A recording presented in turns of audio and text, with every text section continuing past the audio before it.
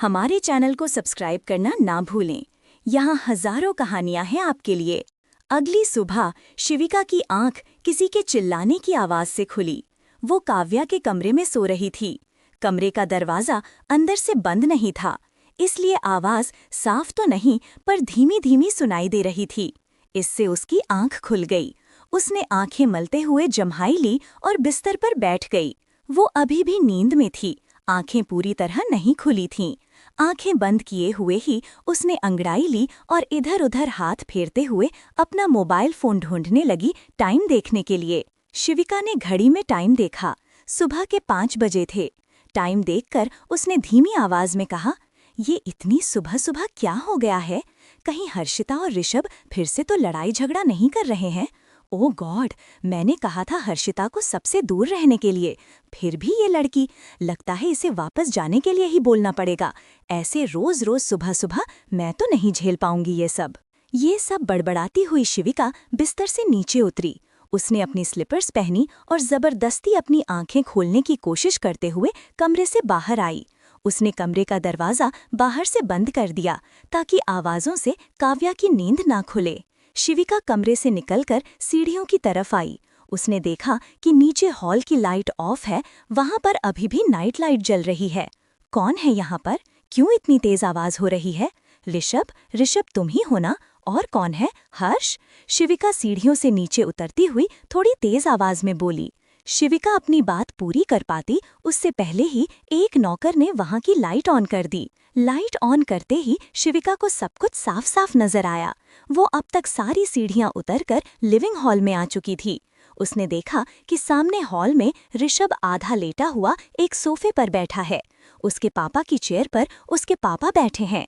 उनके साथ उनकी टेक केयर नर्स भी उनके पीछे खड़ी है और एक नौकर भी, जो शायद तेज आवाजों की वजह से जाग गया है, हॉल में खड़ा हुआ है। उसने ही लाइट ऑन की है। शिविका बारी बारी उन दोनों की तरफ देखते हुए बोली, क्या हो रहा है इतनी सुबह सुबह? पापा आप यहाँ, और ऋषभ तुम इस तरह से क्यों लेटे हो यहाँ पर? अपने रूम में नहीं जा सकते क्या? और बहस किस बात पर कर रहे हैं आप दोनों? कम से कम टाइम तो देखा करिए। ऋषभ उठकर सीधा बैठते हुए बोला, हाँ, आप भी मुझे ही बोल लो दी।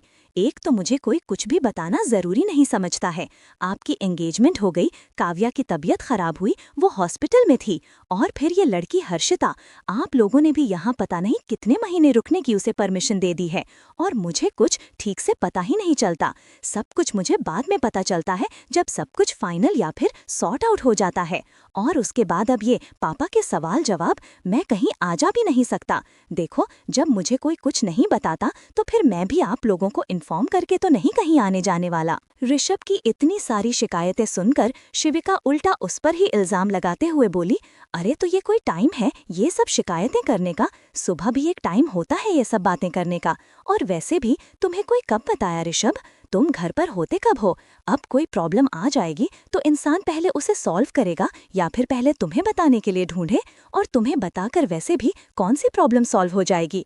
तुम तो खुद ही किसी न किसी प्रॉब्लम में फंसे रहते हो। ऋषभ ने कड़वाहट से कहा, हाँ ठीक है दी, आप भी याद दिला लो, और कुछ रह गया हो तो वो भी बोल दो। वैसे भी पापा ने तो कसर छोड़ी थी, वो पूरी कर दो, या फिर उनसे ज्यादा ही बोल दो, क्योंकि फिलहाल तो आपकी ही दया पर जिंदा हूं ना मैं। शिविका अपनी बात क्लियर करते हुए बोली, ये हर बात का गलत मतलब क्यों निकालते हो ऋषभ तुम? मैं बस तुम्हें तुम्हारे अच्छे के लिए समझा रही हूँ, और तुम हो कि उल्टा मुझे ही।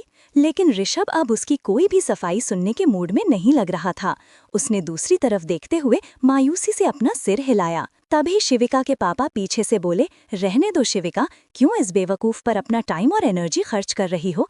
इसे कुछ भी समझाना बेकार है, क्योंकि ये कुछ भी समझना ही नहीं चाहता, और सबसे ज्यादा तो ये खुद को गलत नहीं मानता और ना ही अपनी गलती एक्सेप्ट करता है। और इंसान तो तब सुधरता है ना, जब वो अपनी गलतियां एक्सेप्ट करके उन्हें सुधारने की कोशिश करे। लेकिन ये तो महान है। ऋषभ ने सिर्फ अपनी आंखें घुमाई और कुछ भी नहीं कहा। शिविका अपने पापा को ही मनाते हुए बोली, पापा प्लीज रहने दीजिए बात को, और मत पढ़ाइए, पहले ही मैंने भी काफी कुछ सुना दिया है उसे। शिविका के पापा ने नाराज होते हुए कहा, हाँ हाँ ठीक है, तू भी मुझे ही चुप रहने के लिए बोल दे। अब बाप हूँ मैं, पैदा किया है लेकिन कुछ बोल नहीं सकता, वो भी भले के लिए। मैंने तो बस इतना ही पूछा था इससे कि इस वक्त कहाँ से आ रहा है, बताओ 4:30 बजे भी कोई घर वापस आता है क्या? बिल्कुल बर्बाद हो गया है ये लड़का। और शिविका, इसे बर्बाद करने में ना तेरा ही हाथ है, मैं फिर कहूँगा। उनकी ऐसी बातें सुनकर शिविका को अपने सिर में एक तेज दर्द महसूस हुआ। उसने एक हाथ अपने सिर पर रख लिया, लेकिन उसके पापा ने आगे कुछ नहीं कहा और अपनी केयरटेकर नर्स से अपनी व्हीलचेयर कमरे तक पहुंचाने का इशारा किया। उनकी नर्स व्हीलचेयर लेकर उनके कमरे की तरफ बढ़ गई। शिविका ने भी उन्हें नहीं रोका, क्योंकि वो जानती थी इस वक्त कोई भी बात करना या उन लोगों को समझाना सब बेकार है। इसलिए उनके जाने के बाद उसने सिर्फ ऋषभ की तरफ एक नज़र देखा और कुछ बोलने ही वाली थी, तभी ऋषभ ने कहा, दी, एक फ्रेंड का इमरजेंसी कॉल आया था, उसे थोड़ी हेल्प की ज़रूरत थी, बस इसलिए ही गया था और तभी आने में देर हो गया। कोई पार्टी नहीं कर रहा था मैं आज। उसकी बात सुनकर शिविका ने तसल्ली से अपना सिर हिलाया और फिर उसे समझाते हुए बोली, अरे ऋषभ, लेकिन तुम बताकर भी तो जा सकते थे अगर किसी की हेल्प के लिए ही जा रहे थे तो। और अगर पापा पूछें तो उन्हें सीधे भी तुम ये बात बता सकते हो, फिर वो कम नाराज होते। लेकिन नहीं, तुम तो उल्टा ही जवाब देते हो उन्हें। ऋषभ ने उसकी बात का जवाब देते हुए कहा, अरे दी, लेकिन वो मेरी सीधी बात पूरी सुनते ही कहाँ हैं। जिस तरह से आपने सुन ली, उन्हें तो बस मेरे अंदर ही सारी कमियां और बुराइयां नजर आती हैं। बताओ आखिर कितनी सफाई दूं? मैं भी इंसान हूँ, थक जाता हूँ। अब मेरे पापा होकर वही मुझे नहीं समझते तो मैं और दुनिया से क्या उम्मीद रखूंगा? शिविका ने फिर से कहा, अरे लेकिन मैंने कहा तुम जाने से पहले भी तो बताकर जा सकते हो ना मुझे, क्या फिर पापा को? ऋषभ ने सवाल किया, और आप लोग बताते हो मुझे सब कुछ? शिविका ने थोड़ा सोचते हुए कहा, ठीक है, अगर तुम घर पर रहोगे और तुमने एक बार में कॉल रिसीव किया तो मैं जरूर तुम्हें बताऊंगी। ऐसी कोई भी बात होगी तुम्हारा सजेशन भी लूंगी, लेकिन उसके लिए तुम नशे में नहीं होने चाहिए, ये मेरी शर्त है। ऋषभ ने भी उसकी बात पर सिर हिलाते हुए कहा, ओके डन, बट अपनी बात याद रखना दी, और फिर मैं भी आपको ही बताकर जाऊंगा, क्योंकि पापा से बताने गया तो फिर इसी तरह का माहौल बन जाएगा और मैं नहीं चाहता ये सब रोज रोज। शिविका ने उसे फिर से समझाया, हाँ ठीक है, लेकिन बाकी किसी भी टाइम में नॉर्मल बैठकर पापा से बात करना देखो ऋषभ, वो तुम्हारे दुश्मन नहीं है। तुम मुझे समझने की कोशिश करोगे तो वो भी जरूर तुम्हें समझेंगे। ऋषभ फिलहाल अपनी बहन से और ज्यादा बहस नहीं करना चाहता था, इसलिए उसने ना चाहते हुए भी हाँ में अपना सिर हिलाया और फिर सीढ़ियों की तरफ बढ़ गया। अभी अभी घर में जो कुछ भी हुआ वो शिविका के लिए कोई नई बात तो नहीं थी, लेकिन ऐसे इस वक्त जल्दी कोई तमाशा नहीं होता है, ये पहली बार ही था। इसलिए शिविका गहरी सांस लेते हुए सीढ़ियों की तरफ बढ़ी। तभी उसे काव्या के कमरे से उसके रोने की आवाज आई। वो थोड़े तेज कदमों में दौड़ते हुए सीढ़ियों की तरफ चढ़ी, लेकिन सबसे ऊपर वाली सीढ़ी पर पहुंचते हुए लड़खड़ा गई और एकदम से सरकते हुए 2-3 सीढ़ियों नीचे आ गई। लेकिन तभी उसने साइड में बनी हुई रेलिंग को पकड़ लिया। फिर भी उसका पैर मुड़ गया और रेलिंग में भी फंस गया, जिसकी वजह से उसके पैर में मोच आ गई और कुछ चोटें भी। इस वजह से वो तेज आवाज में चिल्लाई, आह मेरा पैर, आह आह। शिविका ने उठने की कोशिश की, लेकिन वो उठ भी नहीं पाई। उसके चिल्लाने की आवाज सुनकर ऋषभ, जो बस अभी अपने कमरे तक पहुंचा ही था, तुरंत ही वापस भागकर सीढ़ियों की तरफ आया। उसने वहां पर शिविका को गिरा हुआ देखा। वो जल्दी से भागकर आगे आया और उसे उठाते हुए बोला, अरे ये क्या हुआ दी, संभल कर चला करो, ये कैसे इतनी चोट लग गई? आप ठीक तो हो ना? और कहीं ज्यादा चोट तो नहीं आई? उठो। शिविका के चिल्लाने की आवाज सुनकर काव्या भी अपनी आंखें मलते हुए कमरे से बाहर निकल कर आई। मम्मा, मम्मा कहाँ हो आप, और क्यों चिल्लाया आपने? उसके पापा और बाकी नौकर भी हॉल में आ गए। ज्योति भी ऊपर आई शिविका को देखने। उसने काव्या को समझाया कि मम्मा को चोट लग गई है और उसे लेकर उसके कमरे में गई।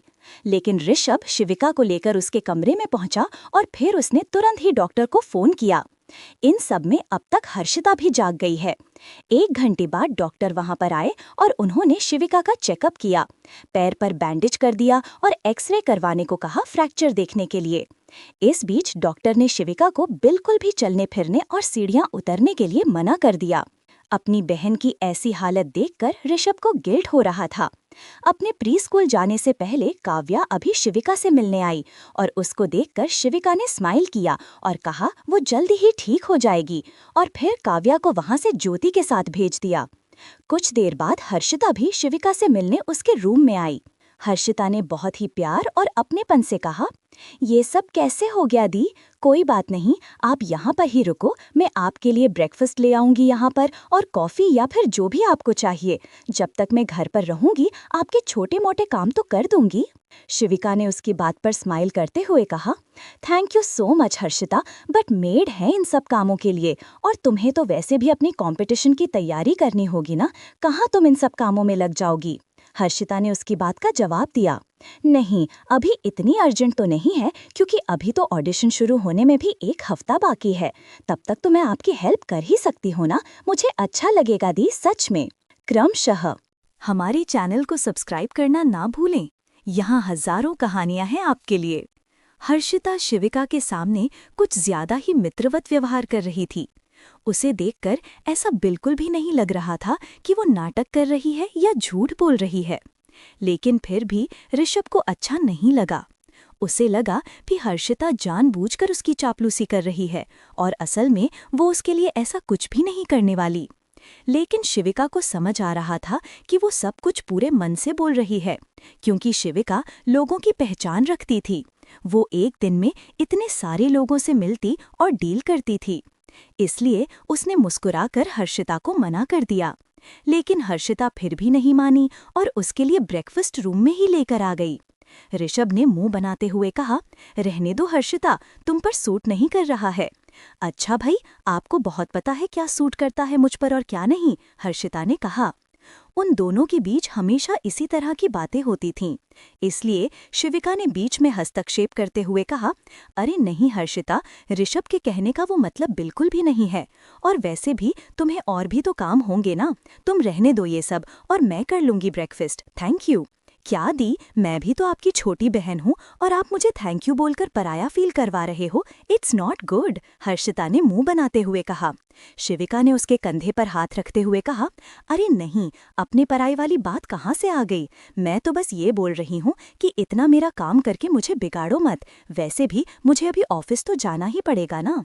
शिविका की ये बात सुनकर ऋषभ कन्फ्यूजन से बोला, ऑफिस कैसे जाओगी दी? आज डॉक्टर ने कंप्लीट बेड रेस्ट बोला है, सुना नहीं क्या आपने? ऋषभ की बात पर शिविका ने एक गहरी सांस लेते हुए बेबसी से कहा, हाँ सुना तो, लेकिन क्या कर सकती हूँ, आखिर जाना तो पड़ेगा ही ना। कोई और तो है नहीं जो मेरी जगह पर आज के लिए सब्स्टिट्यूट बनकर चला जाएगा, क्योंकि ऑफिस देखना भी जरूरी है, और अपना बाकी का काम तो मैं घर से भी निपटा सकती हूँ, लेकिन वहाँ पर कोई भी चार्ज में नहीं है। शिविका ने जानबूझकर ये बात कही क्योंकि वो ऋषभ को ऑफिस भेजना चाहती थी। ऋषभ ने उसकी बात सुनकर कहा, अरे लेकिन जब घर से ही काम कर लोगे तो फिर ऑफिस जाने की क्या जरूरत है, और ये 1-2 दिन का रेस्ट तो आप ले ही सकते हो ना भी। हर्षिता ने उसकी बात काटते हुए कहा, 1 या 2 दिन नहीं, कम से कम पूरे 15 दिन तक आपको चलना नहीं है दी, क्योंकि तभी आपका पैर पूरी तरह से ठीक हो पाएगा। शिविका ने हाथ से इशारा करते हुए सिर हिलाकर कहा, क्या 15 दिन? नहीं नहीं, इतने दिन तो मुझसे नहीं बैठा जाएगा एक जगह पर, और बाकी सारा काम चौपट हो जाएगा इतने दिन में तो। ऋषभ थोड़ा सा सोचते हुए बोला, लेकिन आपकी चोट भी तो लगी है ना, कम से कम थोड़ा तो सोचो अपने बारे में। और रही बात ऑफिस की, तो कुछ दिनों के लिए मैं ऑफिस चला जाऊंगा आपकी जगह पर, सबको सुपरवाइज ही तो करना है ना। उसकी इस बात पर शिविका और हर्षिता दोनों को ही विश्वास नहीं हुआ, इसलिए वे दोनों लड़कियां हैरानी से मुंह खोलकर ऋषभ की तरफ देखने लगीं, जैसे कि उसकी बात पर यकीन करने की कोशिश कर रही हों। ऋषभ ने उन दोनों से नजरें चुराते हुए कहा, क्या है, अब इस तरह क्यों देख रही हो दोनों, कौन सा तुम दोनों की किडनी मांग ली है मैंने? शिविका ने उससे सवाल किया। कुछ नहीं, बस यकीन नहीं हो रहा है कि मेरे भाई ने ये बात बोली।